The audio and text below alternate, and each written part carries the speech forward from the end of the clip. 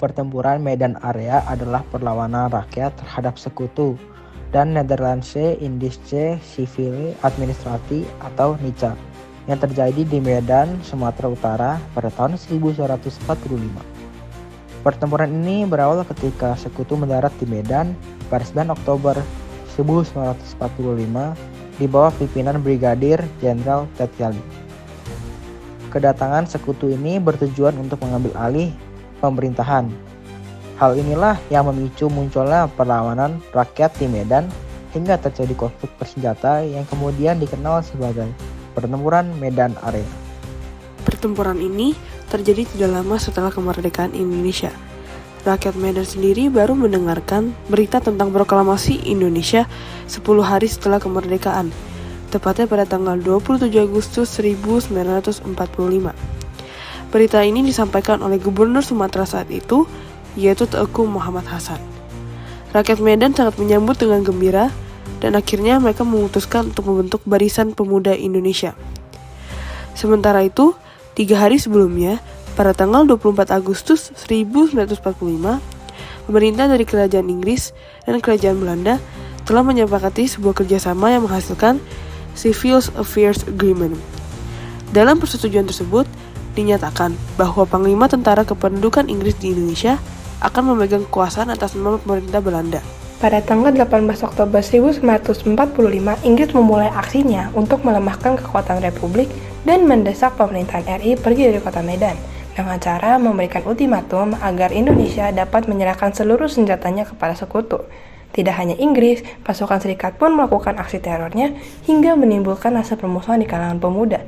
Dan setelah sekian lama, pada April 1946, Inggris berhasil menguasai kota Medan sepenuhnya. Tak terima akan desakan tersebut, rakyat kota Medan akhirnya melakukan penolakan, dan pada tanggal 15 Februari 1947, penolakan ini berhasil setelah pemerintah Inggris akhirnya memutuskan untuk memberhentikan gencatan senjata mereka. Dalam pertempuran Medan Area ini, ada 2 tokoh yang berjuang bersama demi mempertahankan kemerdekaan. Yang pertama adalah Ahmad Tahir, di mana dulunya sempat menjadi bagian dari organisasi militer Jepang, dan setelah dibubarkan, ia berinisiatif untuk melatih para pemuda Indonesia dan membentuk BPI untuk berjuang bersama di pertempuran tersebut. Pengaruh perjuangan Medan Area terasa hingga saat ini sebagai simbol keberanian dan semangat pantang menyerah rakyat Indonesia, khususnya bagi masyarakat di Sumatera Utara. Semangat ini menginspirasi generasi muda untuk mencintai tanah air, melawan segala bentuk penjajahan, dan tentunya menjaga kedaulatan bangsa.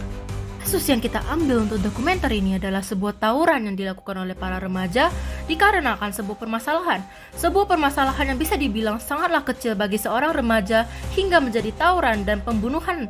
Alasan mereka melakukan tawuran dimulai dari antar ejek antara geng remaja, yaitu kelompok remaja independen dan Warbuji. Kedua geng tersebut rata-rata berada dari sebuah wilayah yang sama, yaitu Kelurahan Tanjung Mulia. Bahkan salah satu anggota geng yang ditangkap masih dinyatakan di bawah umur, yaitu 15 tahun. Dari penangkapan kedua anggota geng yang melakukan tawuran, ditemui ada beberapa senjata tajam yang diperkirakan digunakan oleh para geng tawuran untuk melakukan tawuran dan juga membunuh salah satu orang dalam tawuran tersebut. Seorang dengan umur 17 dengan inisial F diketahui meninggal dalam tawuran tersebut. Di tempat kejadian tersebut, polisi berhasil menangkap 3 pelaku dan berkembang hingga 4 pelaku.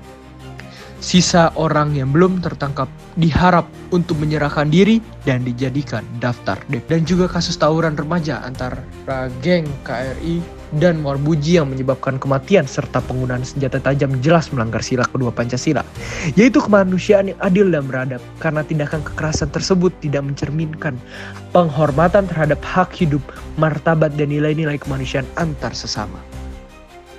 Kasus tawuran ini juga menggambarkan adanya pelanggaran ke sila pertama, di mana perilaku membunuh dan juga kekerasan sangat dilarang dan sebuah dosa, di mana Tuhan melanggar kita untuk melakukan sebuah kekerasan terhadap sesama kita dan juga membunuh. Tindakan kekerasan tersebut tidak mencerminkan penghormatan terhadap hak hidup, martabat, dan nilai-nilai kemanusiaan antar sesama.